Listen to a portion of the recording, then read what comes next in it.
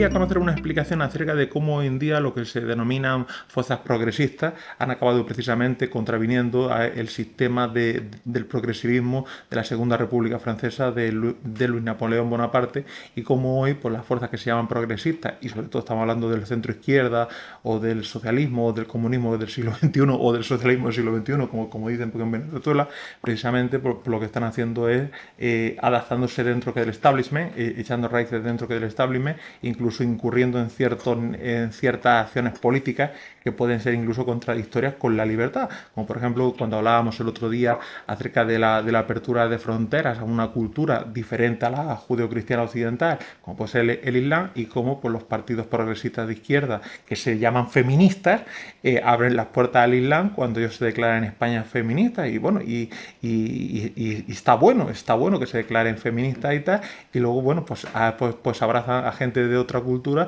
que precisamente condena a una mujer con 90 latigazos por darle un beso a un desconocido en la calle, un abrazo o tal. Entonces, en ese sentido, hay una contradicción de lo que tú me explicabas de la debilidad del sistema de 1848 establecido en la Segunda República Francesa, y cómo esas debilidades hacen que lo que ya comentamos el último día, de que si los conservadores eran por los monárquicos por la Asamblea Francesa, simplemente porque se sentaban a la derecha.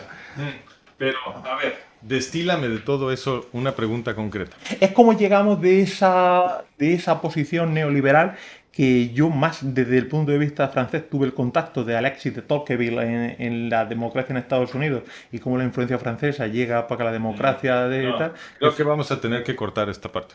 Bueno, Sí, si no la cortamos, la sí, cortamos. esta yo la cortaría. No, a donde me quería ir, y a ver si luego agarramos el hilo de ahí, es que tú estabas mencionando Cómo que los progresistas hoy en día son más enemigos de la libertad que los eso, que se llaman conservadores y liberales, o sí, neocons. sí, pero también, y creo que los dos temas están ligados, también estabas mencionando que algunas ideologías modernas se vuelven como religiones, Bueno, ¿cierto? que generalmente el líder que quiere perdurar en el sistema da una salida que va contra la angustia de Ortega y Gasset, el Sí. existencialismo y tal, francés, y cómo por la religión, la ideología se convierte poco en religión, o la religión en ideología, Sí. para darle un carácter de eternidad para el ser humano, Sí. o de permanencia. Entonces, cuando decimos, y yo creo que la categoría de religión sí permite sí tiene esta elasticidad, es decir, sí la podemos estirar para abarcar cosas como, por ejemplo, el comunismo,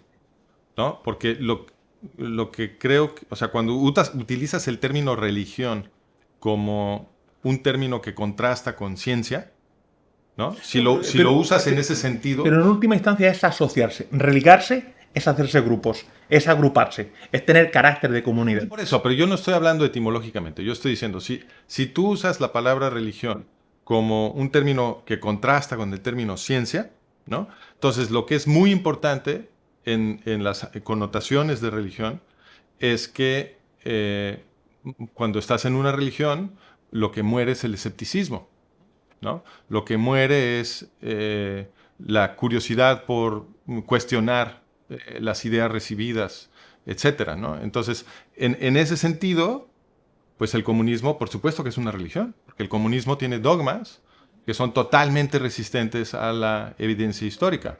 Al comunista no le importa que todos los intentos de intentar comunismo hayan sido fracasos rotundos y hayan producido todo ese sufrimiento para tantísima gente que tuvo que ser forzada a organizarse de esa manera, porque no es natural, ¿no?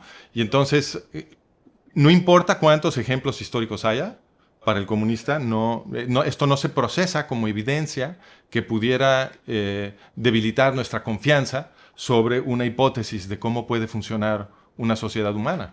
¿Consideras que la reforma de la democracia occidental, por ejemplo, comentando lo que hablábamos antes de la libertad de prensa, y que a día de hoy no existe prácticamente en cualquier medio público de comunicación en libertad de prensa porque hay ciertos temas tabú, y yo creo que están en parte controlados o gestionados por las aportaciones económicas que da el Estado mediante publicidad directa, mediante campaña indirecta, y hay ciertos temas que son tabú, y hablábamos de que la gente se va a las redes sociales, donde también habría que filtrar información y ver aquellas noticias que son fake, pero que en ese sentido pues la gente tiene más pues, necesidad de informarse a través de opiniones que son espontáneas, que también algunas pueden estar totalmente dirigidas, como hemos comentado anteriormente, por algún servicio, pero ¿por qué consideras que los medios de comunicación están totalmente bajo el control de la administración pública y hay ciertos temas que son absolutamente tabú? ¿Entiendes que más allá de una razón económica, de ingresos, de capacidad pues, de ingresos, Claro. hay algo más? Sí, a ver, entonces, la hipótesis de que hay un control relativamente completo del sistema de medios puede apoyarse en argumentos teóricos y en argumentos empíricos. Entonces, desde el punto de vista teórico, que de cualquier manera está anclado en un hecho histórico, que es la Ley de Seguridad Nacional de Estados Unidos, una ley de 1947. En inglés se dice National Security Act, ¿no? Entonces, ¿qué contiene esa ley? Pues esa ley le permite a los servicios de inteligencia en Estados Unidos de iniciar, perdón, cualquier acción en cualquier momento sin preguntarle a nadie. Y pueden posponer indefinidamente cualquier reporte de esa actividad, simplemente estipulando que hacer el reporte dañaría la seguridad nacional de Estados Unidos. Y ellos son los que hacen esa determinación. Entonces, pues, la Ley de Seguridad Nacional de 1947, en términos prácticos, le dio poder absoluto a la CIA. ¿Cómo harías una modificación general de constitución occidental, incluyendo incluso... No, espérame, pero nada más quiero terminar el punto, porque el hecho de que le hayan dado poder absoluto a la CIA, lo que implica es que al poder gastar el dinero de la gente, que es muchísimo dinero, en secreto, sin rendir cuentas, pues tienes el poder de corromper cualquier institución democrática, incluyendo la prensa, por supuesto.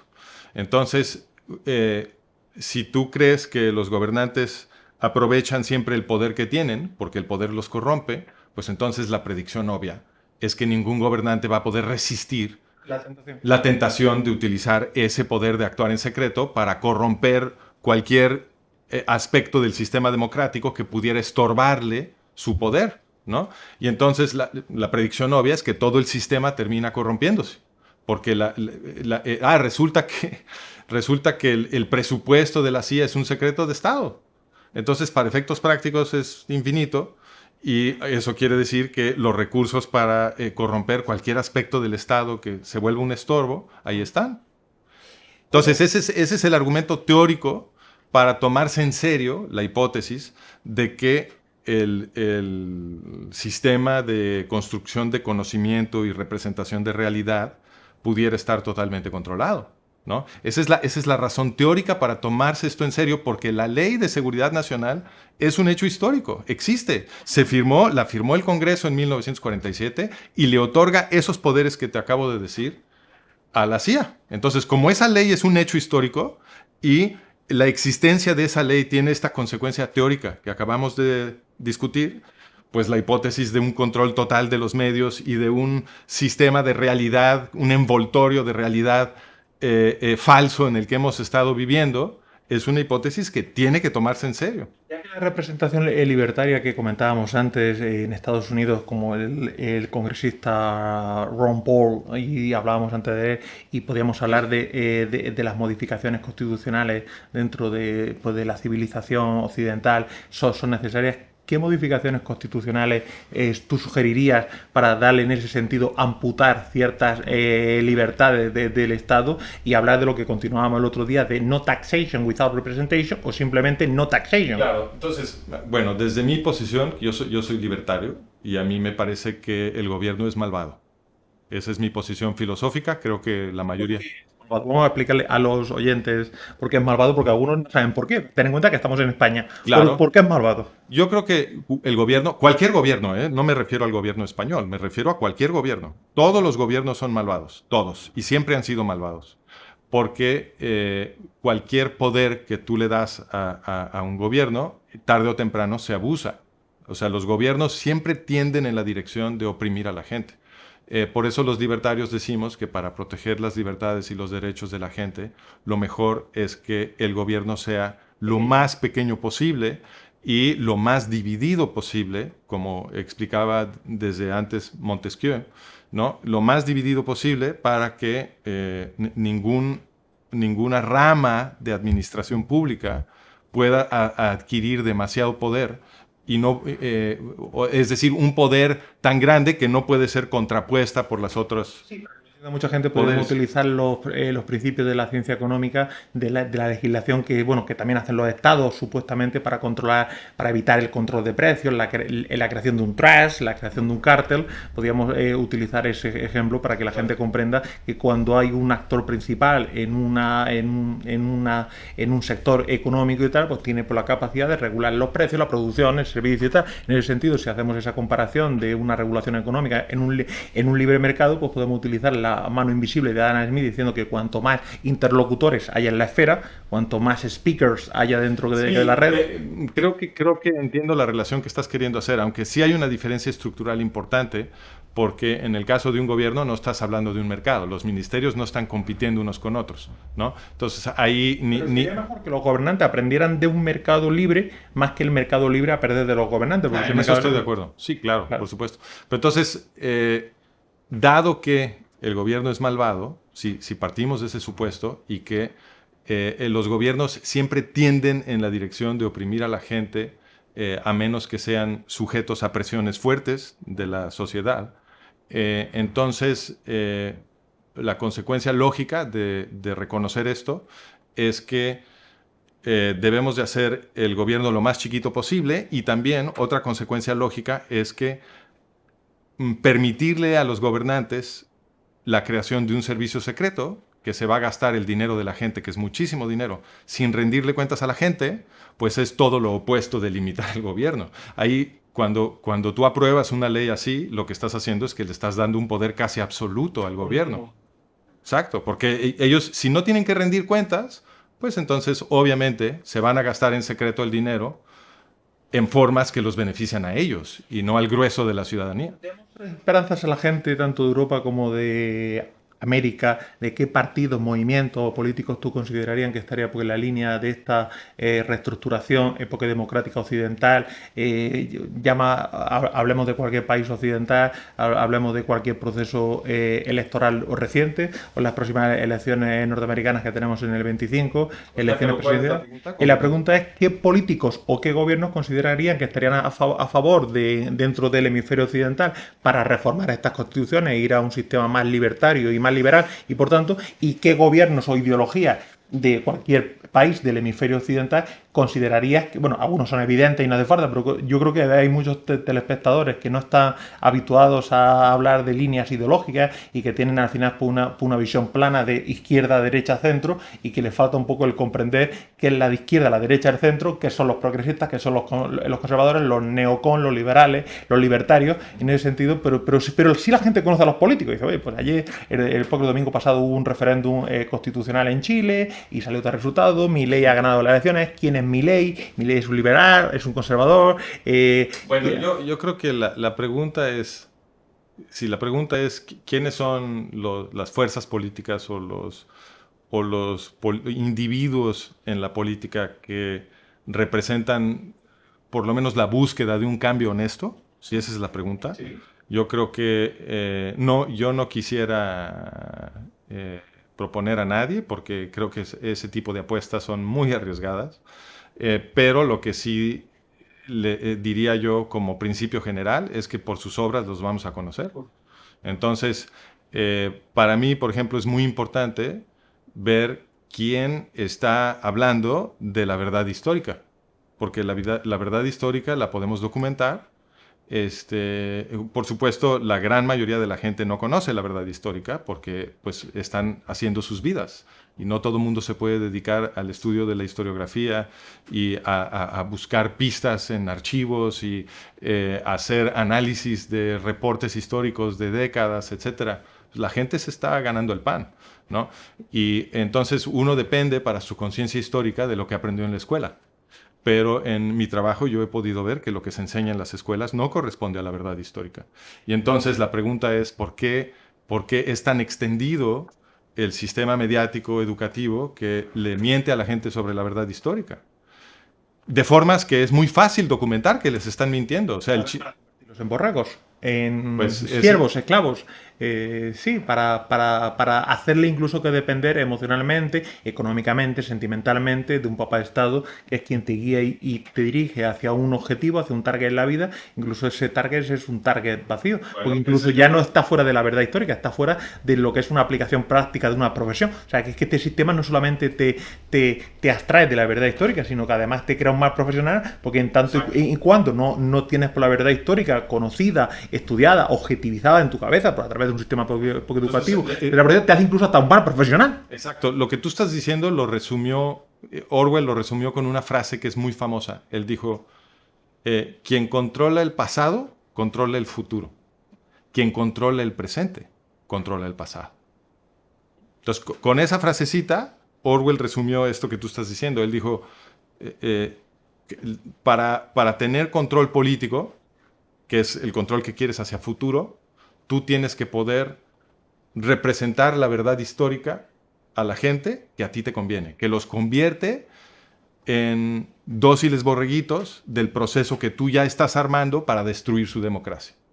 ¿Okay? ¿Por qué los llamados de izquierda, que se llaman progresistas, y los conservadores, que, bueno, que son del centro derecha tradicional y tal, están totalmente opuestos a las modificaciones y encontrar dentro del nicho, que dentro de Europa es más fácil encontrar un partido liberal y mucho menos que libertario, porque la gente porque en Europa no sabe que la diferencia entre liberal y libertario? Entonces vamos a hablar más en términos que liberales, que es más reconocido dentro del lenguaje de la política europea, porque ya que es un libertario, se llamaría casi un anarcoliberal, ¿vale? Y hablar de anarquía y prolibertad son casi dos conceptos opuestos dentro de la tradición política europea, pero vamos a hablar por qué están en contra de incluso, yo siempre hablo del incumplimiento de la Constitución, que dice que las organizaciones políticas tienen que tener democracia interna, dice por el artículo 6 de la Constitución española, democracia interna. A mí me llama mucho la atención como español lo que llaman en España, en el Congreso y en el Senado, la disciplina de voto, que el representante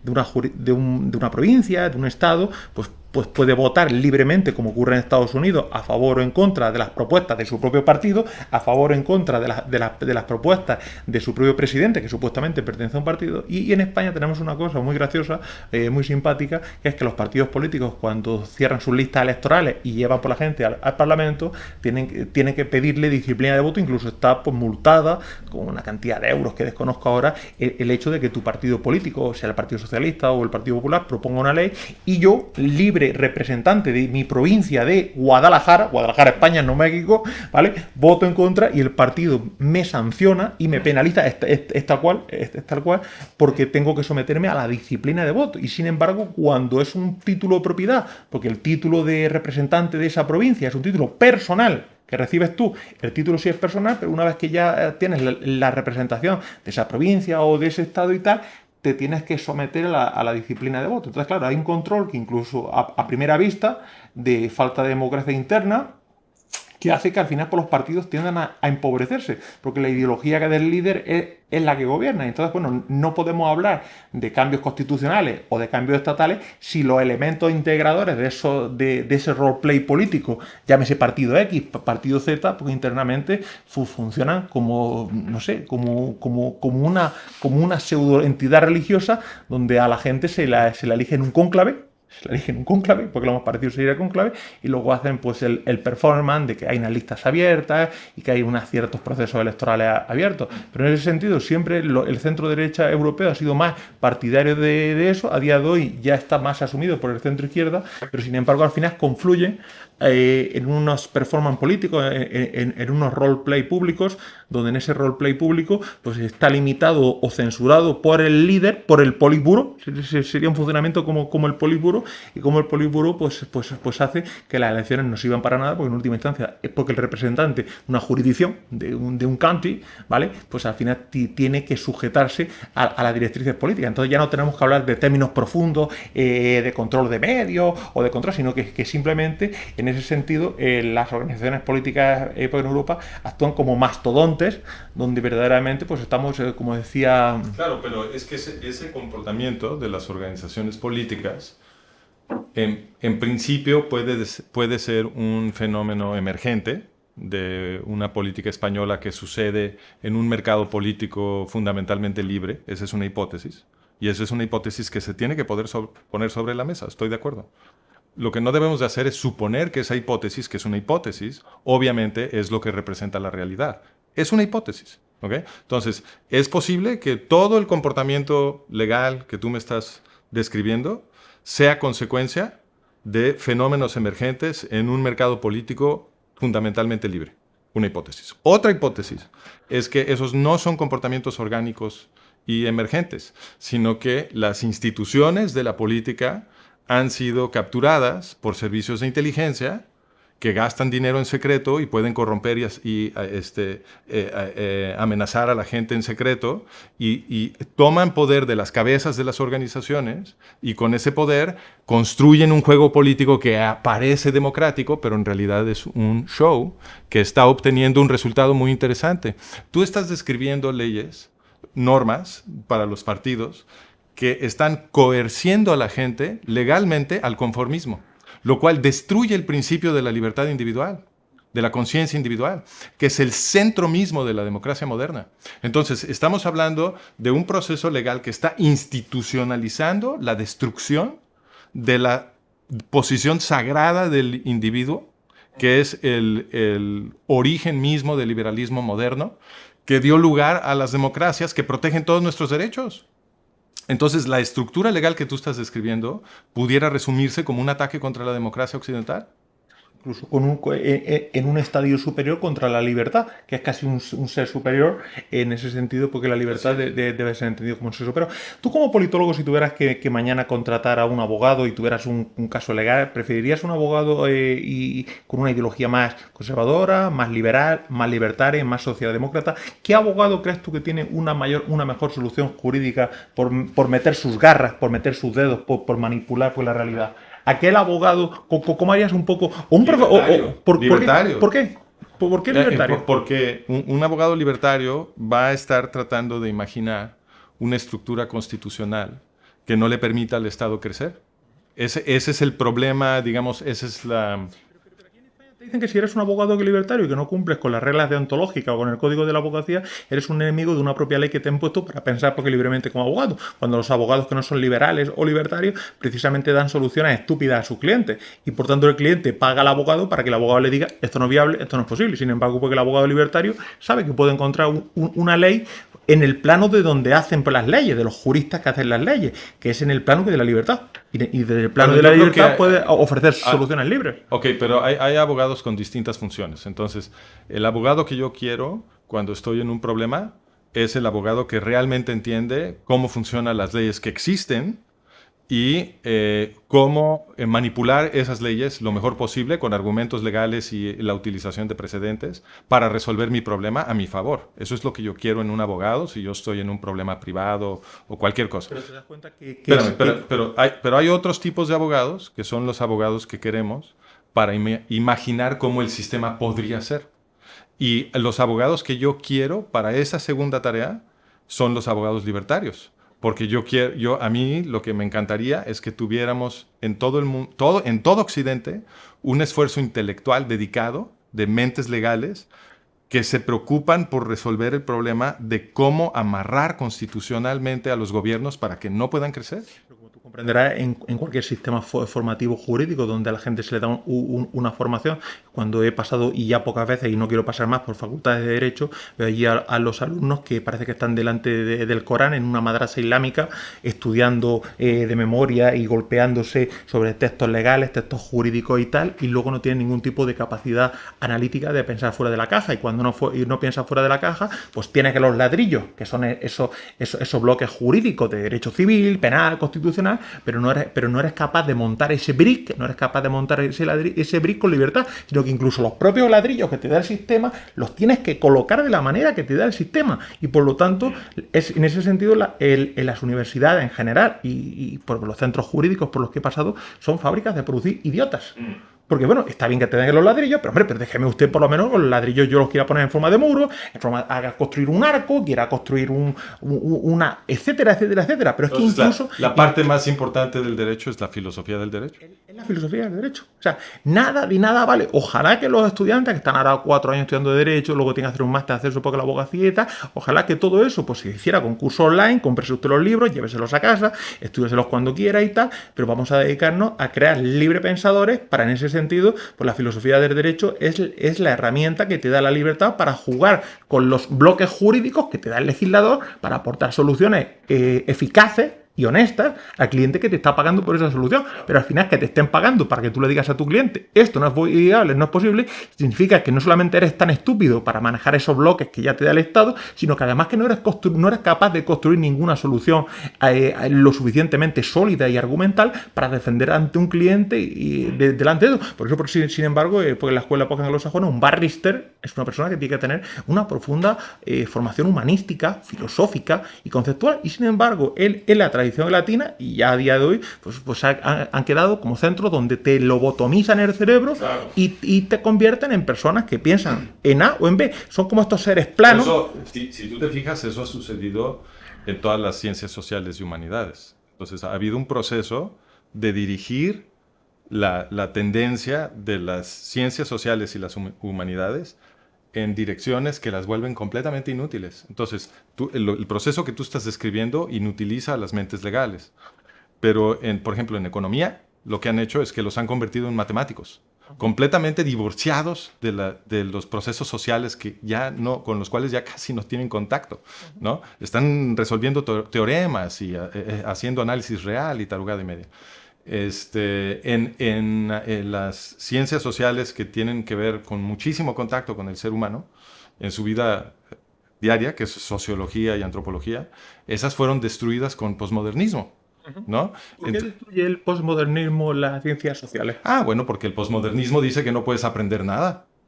¿Por qué dice eso? Vamos a un nivel más allá. Yo lo sé, pero vamos a explicarle a la gente por qué el posmodernismo te dice que no puedes aprender. Fundamentalmente el posmodernismo afirma que la ciencia es nada más la religión de Occidente y que por lo tanto, como todas las religiones son falsas, pues la ciencia también, y entonces no tienes que hacerle caso a ninguna afirmación que salga de la ciencia, porque la ciencia es nada más una fábrica de narrativas con un cierto estilo. Eso es lo que dicen los posmodernistas. No tiene ningún acceso privilegiado a la realidad. El último disfraz que se han puesto los posmodernistas es el buenismo. O sea, como se van mutando, sí, el buenismo, se van mutando. El yo siempre decía que los ecologistas, y con el máximo respeto a los ecologistas, eran como una sandía verde por fuera y rojo de comunista por dentro, sí. ¿Vale? Pues al final, pues estos posmodernistas, budistas, que por cierto nunca concurren a las elecciones con un nombre concreto, siempre pasa como en México con el partido que cambia esto, en España tenemos Podemos, tenemos Sumar, dentro de las próximas elecciones se llamarán Restar, y dentro de tal, pues al final van cambiando de nombre porque necesitan como adaptarse como una marca, es como una línea de ropa que lanza una compañía, ¿vale? Como si fuera Zara o Inditex, sí. H&M, y pues necesitan lanzar una línea de ropa según la temporada, primavera-verano. Sí, yo lo veo más como, desde el punto de vista evolutivo, yo lo veo más como una radiación adaptativa.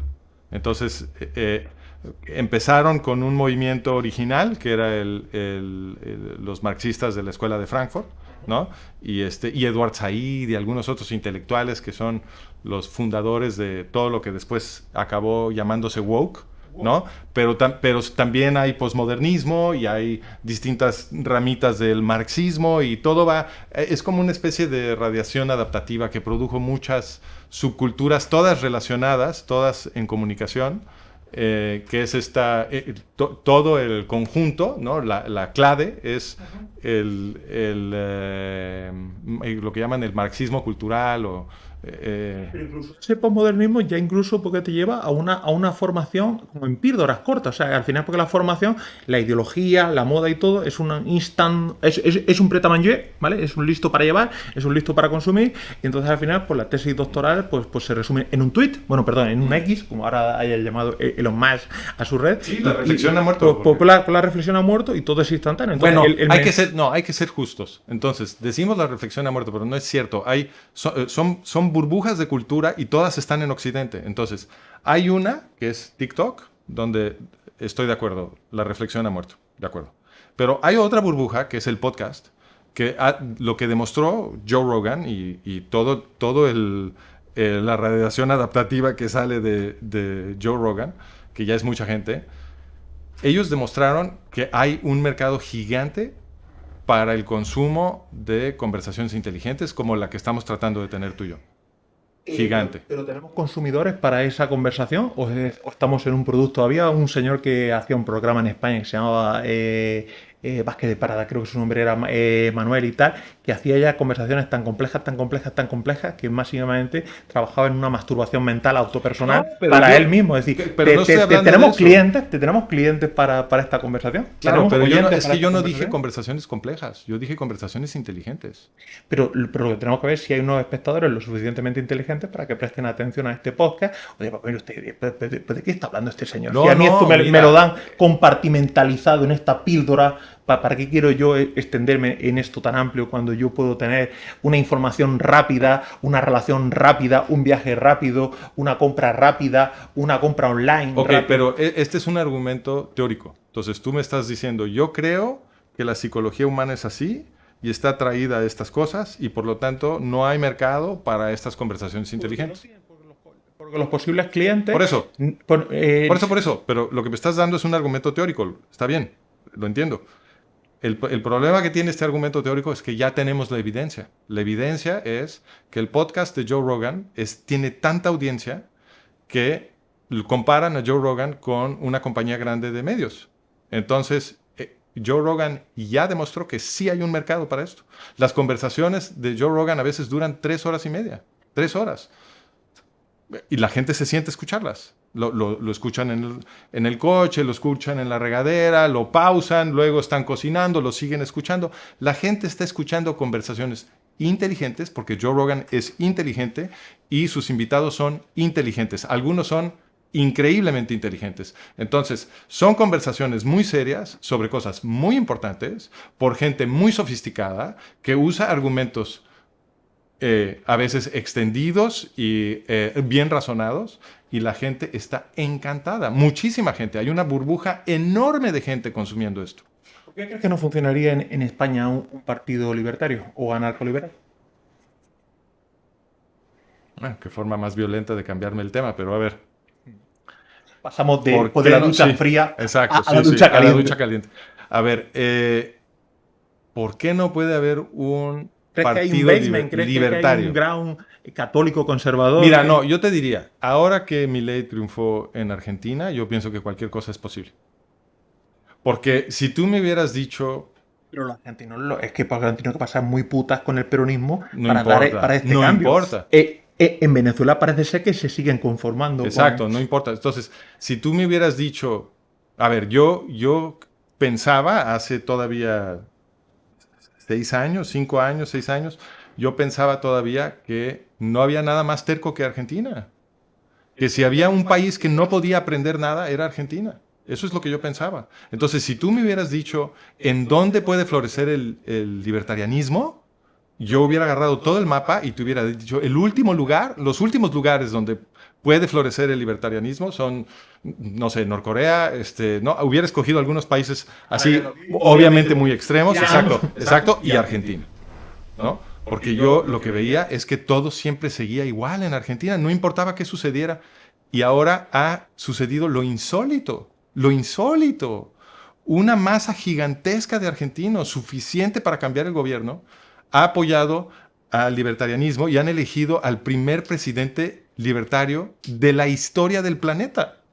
Esto nunca había sucedido en ningún lado. Entonces, sucedió algo enteramente sin precedente, justo en el lugar donde yo estaba seguro que era imposible. ¿Cómo podemos evitar llegar a hacer ese shortcut en Europa sin tener que pasar las penurias de los corralitos, de la inflación en Argentina? O sea, está claro que estos señores, porque después de 30 o 40 años de peronismo, han optado por Milei, pero podemos ahorrarnos el sufrimiento en Europa y en España para ahorrarnos tener que llegar a esa situación de pobreza extrema. Argentina era una potencia en el siglo XIX donde los gallegos o los españoles emigraban para buscarse la vida. Competía con Estados Unidos. Competía con Estados Unidos. Podemos evitar, no sé, porque en Europa tener que llegar a esos niveles de pobreza, miseria y destrucción para decir, venga, ahora en este momento cambiemos, utilicemos el rational choice, ¿vale? Para mucho depende ahora de Milei. Entonces las consecuencias de cómo gobierne Milei y las consecuencias del éxito que tenga Milei son realmente importantes, yo creo, porque simplemente el haber logrado convertirse en el primer mandatario libertario ya es una fuente de inspiración para todos los libertarios del mundo, ¿no?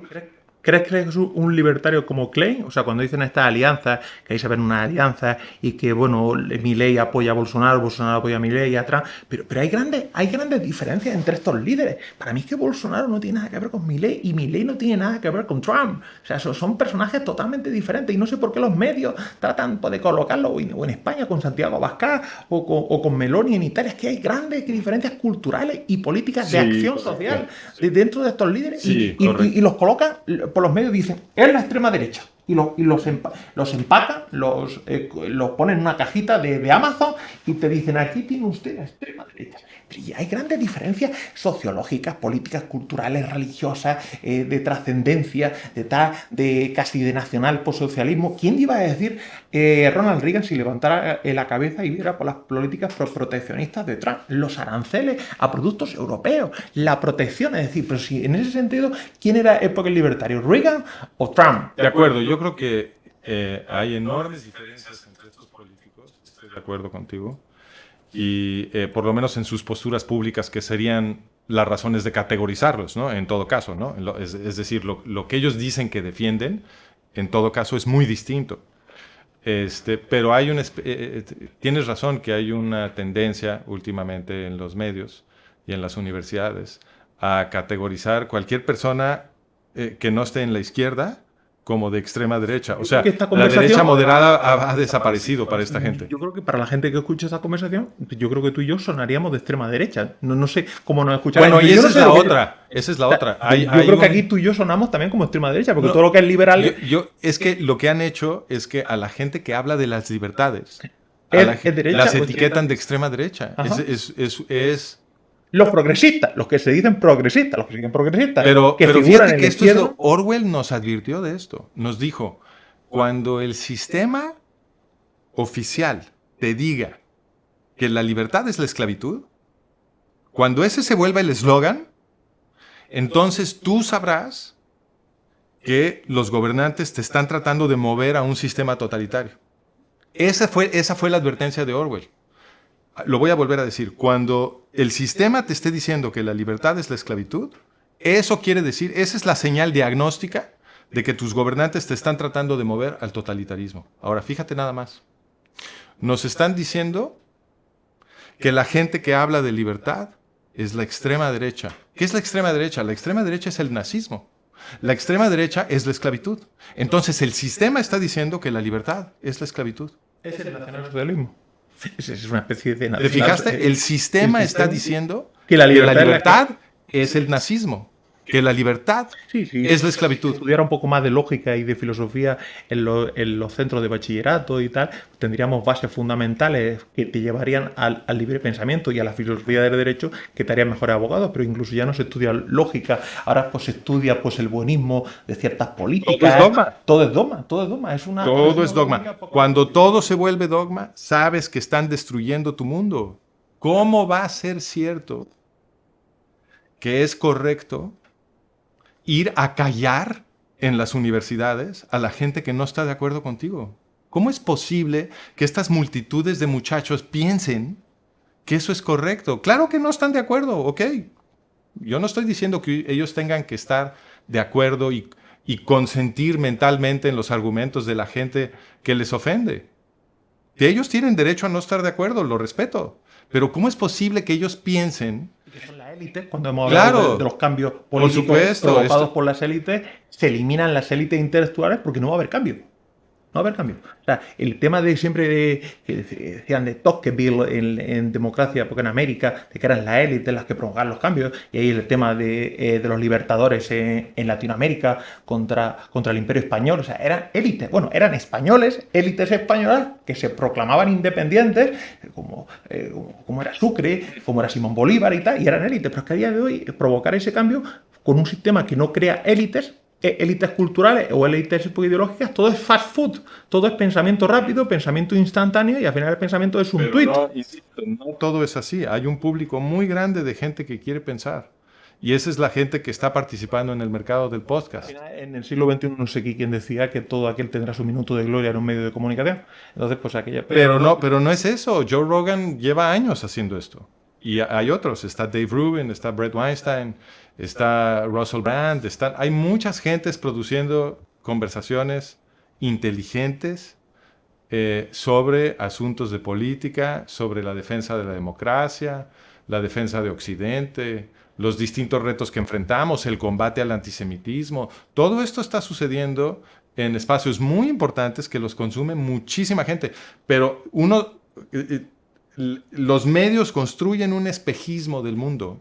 Y en ese espejismo lo que tú dices puede sonar razonable, porque todo el tiempo estamos oyendo de TikTok y cómo destruye las mentes de los chavos y todo. Y eso es cierto, pero no es toda la realidad. Hay una burbuja enorme de gente que está pensando y que está pensando cómo mejor defender a Occidente. Y esa gente está hablando con sus hermanos occidentales. Nos estamos comunicando, estamos teniendo conversaciones. Muchos de nosotros llevamos años tratando de hacer ver a la gente el peligro que hay de la destrucción de nuestro sistema democrático. Y ahora con esta guerra de Hamas y con el crecimiento del antisemitismo, mucha de la gente con la que habíamos estado hablando todos estos años se están empezando a dar cuenta que teníamos razón. Así que deberíamos dar entonces el paso y me estás invitando a organizar un partido político libertario en España. Hazlo. A ver, no, hagámoslo, que tú eres tan español como yo. O sea, ¿por qué hazlo? Hace falta mucho empuje, mucha mezcla de ideas positivas y constructivas y ideas sanas que redunden poco en beneficio de la sociedad, más que darle a la gente fast food. Es decir, decía poco un sacerdote español que conocí que había homilías religiosas que eran fast food y había pues, homilías que eran cuidadas como discurso político claro. Porque la iglesia. Entonces, en ese sentido, yo creo que dándole a la gente buena comida y a un buen precio, pues la gente te compra. Y todo no tiene que ser nouvelle cuisine claro. y cocina hecha con nitrógeno y al final es porque te venden aire, porque la gente que está comprando aire, que está comprando, como dicen en Estados Unidos, brebaje de serpiente. Tenemos que están comprando auténtico brebaje de serpiente. De acuerdo, tiene que haber por lo menos la oferta en el menú. Tiene que haber un partido libertario para que la gente pueda ver qué es lo que se propone y cómo un movimiento libertario puede contribuir a expandir sus libertades y sus derechos y protegerlos de la opresión. Porque a la gente se le olvida. Llevamos tantas décadas en democracias simuladas que han sido muy convincentes que se nos olvida que los gobiernos son malvados y que siempre te quieren oprimir y ahora finalmente hay gente que se empieza a dar cuenta. Pero simplemente si empezáramos con pequeños cambios, como que el Estado te diera un cheque poco educativo para que tú a tus hijos los llevaras al colegio que tú quisieras, por ejemplo, o te diera un cheque educativo claro. para ir al hospital, pues se generaría competencia. Entonces dirían los padres, no, llevo a mi hijo a este colegio, que lo van a convertir en un idiota, vamos a llevarlo a este otro colegio donde creo que se va a fomentar porque el libre pensamiento, no, vamos a ir a este hospital que da mejor calidad o no con respecto a este otro donde te mueres en los pasillos. Así que al final el Estado puede gestionar hasta cierto punto un límite económico, un claro. dinero, y luego devolvértelo a ti o a aquellas personas más necesitadas, pero no es lo mismo hacer caridad que hacer propiciar mercados. Proselitismo. Claro, es decir, como decía hace tiempo en las Naciones Unidas, enséñale a pescar y no les dé siempre que de comer. Así es. Entonces, es más fácil. Entonces, la gente, y esto, lo bonito de estas soluciones es que puede satisfacer a la gente que quiere menos gobierno y a la gente que quiere que el gobierno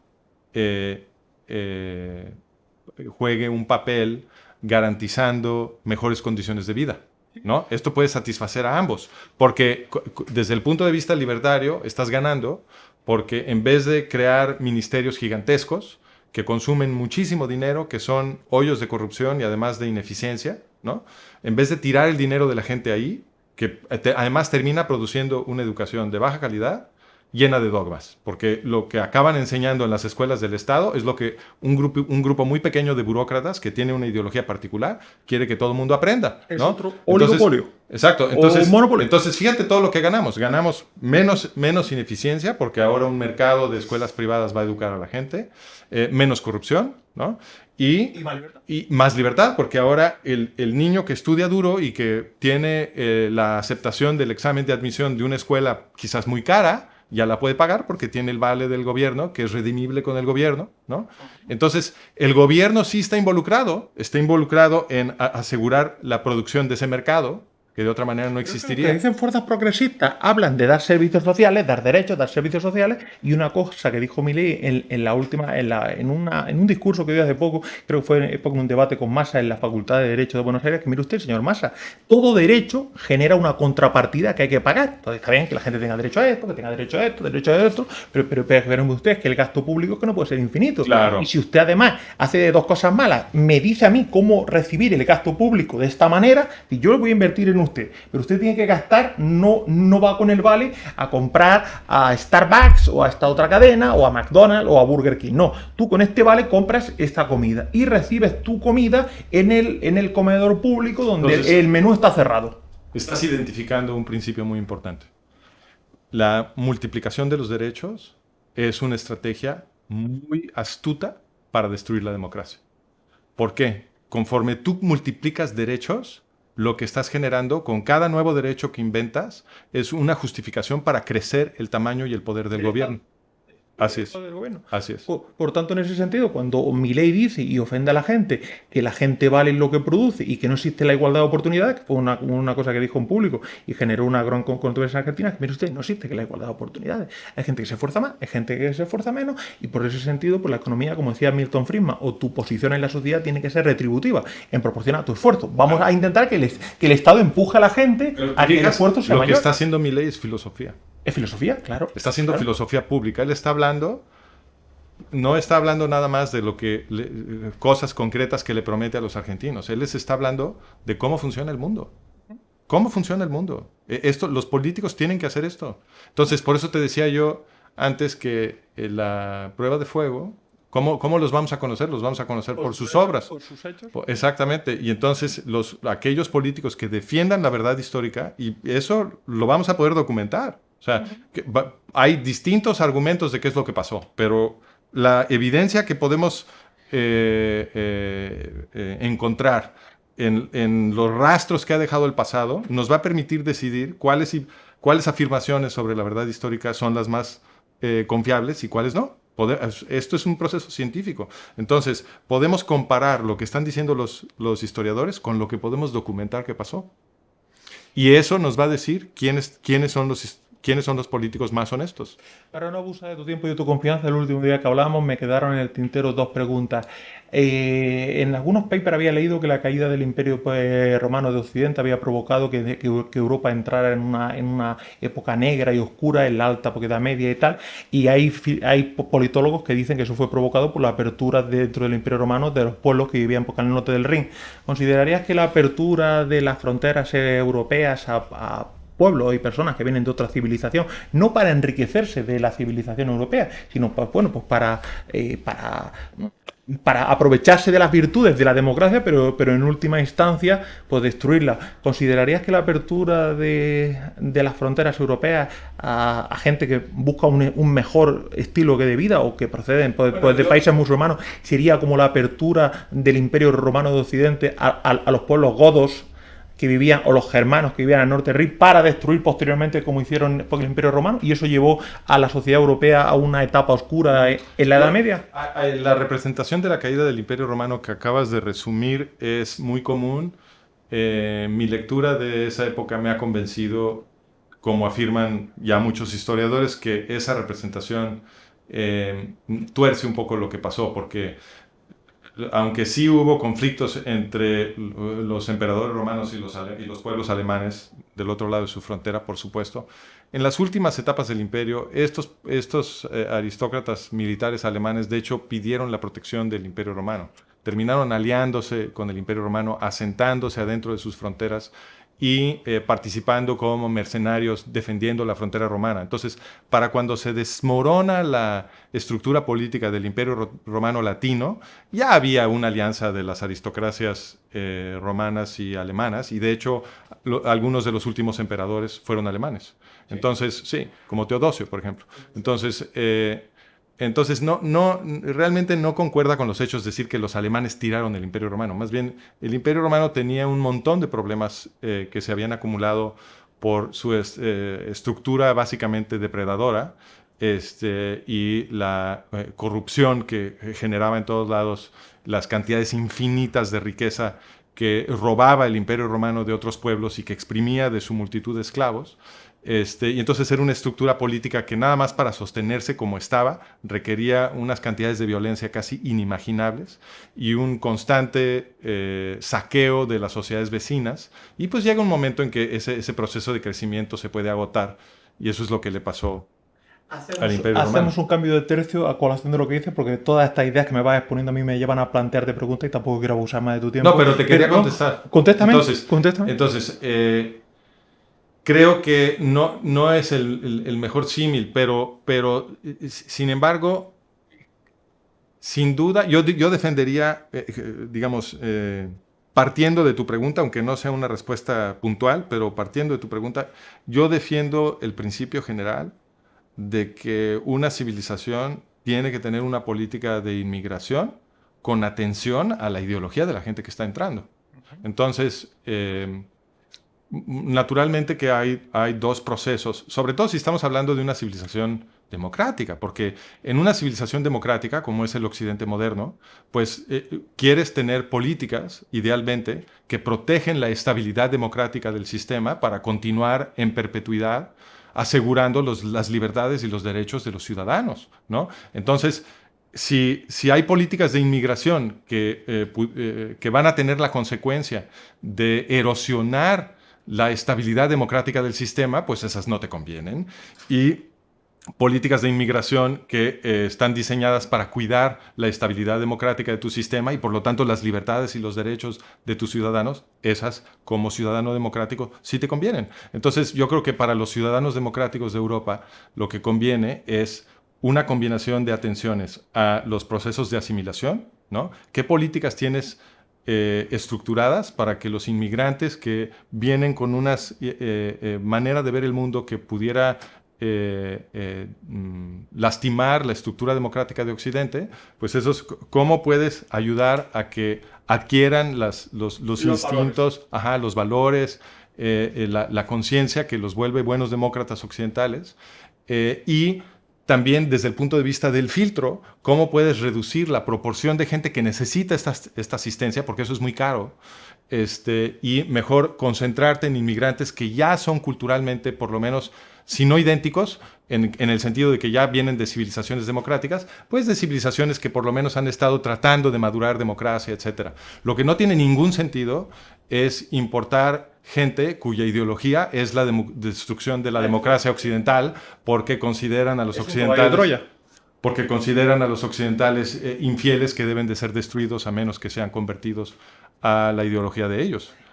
Eso no tiene sentido. Y aprovechando para rematar esta última pregunta, era que me comentabas que el Imperio Romano en parte cayó por esta necesidad de saqueo constante y tal, y tú que tuviste la suerte de nacer en la otra orilla del Atlántico, cuando se habla en toda América de que los españoles saquearon, tú desde tu perspectiva poco americana, ¿crees que los españoles fuimos a saquear, a destruir, a colonizar, a evangelizar? O sea, ¿cómo a día con estas polémicas que hay, porque el día de Colón, el día de la Hispanidad, ¿cómo lo verías tú como una persona que ha nacido allí?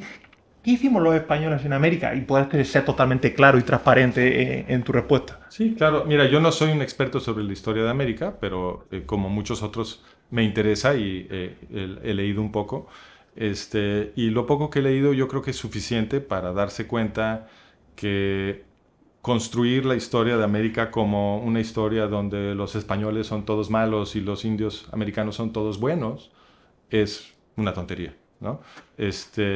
Nada más el relato de la conquista misma vuelve obvio que si los aztecas no hubieran tenido tantos enemigos con tanto resentimiento entre los pueblos vecinos, Cortés, que llegó con muy pocos hombres, no hubiera podido tener éxito, porque esa conquista la hicieron los indígenas, ¿no? Entonces, es obvio, por la información que tenemos sobre cómo eran las sociedades prehispánicas, que había muchísima crueldad en el continente americano, había muchísimo sufrimiento. Eso no es algo que inventaran los españoles. Entonces yo creo que podemos criticar a ambas sociedades por haber sido tradiciones opresivas que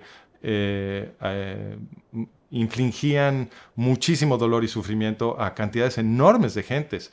Y también los españoles fueron víctimas de los reyes españoles, no nada más los indígenas. O sea, la opresión estaba en todos lados. Los que se estaban beneficiando eran unas clases gobernantes muy pequeñas. Entonces, construir una narrativa donde es un pueblo extranjero el que es culpable de dominar a otro pueblo, cuando en realidad son las clases gobernantes las que están oprimiendo a todo mundo, es, en mi opinión, una narrativa que está diseñada para que la gente de abajo se divida y no se solidarice junta para cambiar el sistema y recuperar el control de sus democracias. López Obrador sigue pidiendo que los españoles pidamos perdón, los que hemos nacido a día de hoy, ya no tenemos nada que ver con la conquista. Pues no tenemos, nadie estuvo ahí. Nadie estuvo ahí, entonces ¿de qué estamos hablando? ¿No? Es como si le reclamaras a todos los alemanes que nacieron en los últimos 20 años, ¿no? Por el Holocausto. Eso tampoco tiene sentido. Ellos no tuvieron nada que ver. Entonces, estas narrativas históricas en las que nos tratan de meter a las tribus y generarnos estos odios contra la otra tribu por los agravios de los tatarabuelos, eso está diseñado para producir divisiones entre la gente. Y el divide y vencerás es el principio más viejo de los gobiernos opresivos. No se dejen engañar. Bueno, pues sin abusar del tiempo, dar las gracias a Francisco Gil Guay. Por supuesto que hay que recomendar su página web, managementofreality.com. Ahí hay que leer sus libros, porque verdaderamente son libros que te llevan al libre pensamiento, al pensamiento libre, al anarcoliberalismo. Y ese anarcoliberalismo sirve para construir como base estupenda edificios del tipo que sean, como abogado, como politólogo, como médico, como sociólogo, como político. Y sobre todo sería que los políticos los que tendrían que tomar nota de esta libertad de pensamiento, porque en última instancia son los administradores o gestores, aquellos que a través del contrato social le hemos dado una parte de nuestra libertad, de nuestra hacienda, de nuestras fianzas para que gestione, y deberían ser por los políticos los que siguieran estas líneas de pensamiento, más que acabar por vendiendo a la sociedad fast food, comida rápida, comida basura o comida rápida, porque últimamente ya ocurre, y sobre todo en España observo que cualquier discurso político en un medio de comunicación, los políticos hablan más de hechos, y hablan de hechos. Tú has dicho esto, no sé qué, ¿por qué dijiste? El tuit que pusiste, aquella afirmación que dijiste, porque no has pedido perdón, porque no has condenado. Hay algo que me llama mucho la atención con los políticos españoles, que es por la necesidad que tienen de utilizar por la palabra condena. Usted no ha condenado este asesinato. Sí, todo el mundo se tiene que alinear. Sí, pero están coerciéndonos al conformismo. Pero cuando dice, por ejemplo, un político de derecha contra uno de izquierda, uno de izquierda, otro de derecha, usted no ha condenado esta muerte, usted no ha condenado este tuit, usted no ha condenado tal. Pero mire, usted es juez o es político. O sea, el tema de utilizar, usted no ha condenado la conquista española de Latinoamérica, usted no ha condenado por las muertes, como dicen ahora en España algunos comunistas o socialistas. El Estado, el Partido Popular no está condenando las muertes de gazatíes. Pero ¿cómo es distinto esto a lo que hacía la Iglesia Católica en el auge de la Inquisición? Sí, totalmente. Estamos en un sistema inquisitorial. Es decir, en los delitos que más auge o presencia pública son los delitos, digamos, verbales, literarios. ¿Por qué no ha profesado su fe? Eso es lo que están diciendo. ¿Por qué no ha profesado su fe? ¿Por qué no ha profesado su fe? ¿Por qué no hacemos un auto de fe? Exactamente. ¿Por qué no ha demostrado que usted cree en la Trinidad? ¿No? Es lo mismo. Es lo mismo. Pues mire usted, yo como cristiano y tal, pues me digo, pues como bebo cerdo, como jamón y como esto, pues entonces no soy musulmán, y digo en público que no soy musulmán, que esa es la razón por la que en España, porque se consumen tantos derivados del cerdo, era para decir públicamente, pues mire usted, pues yo no soy musulmán y bebo vino y tomo otra. Francisco, muchísimas gracias. Hay que leer tus libros, hay que comprar tus libros en Amazon, hay que ver tu página web. Vamos a ver si podemos aumentar, porque es necesario, porque el seguimiento de tu página web y de tu podcast. Y por supuesto aquí tienes tu casa en Madrid para seguir estas charlas tan interesantes cuando tú gustes y cuando tú quieras. Estás en tu casa. Me divierte muchísimo. Gracias, Pedro. Muchas gracias, Francisco.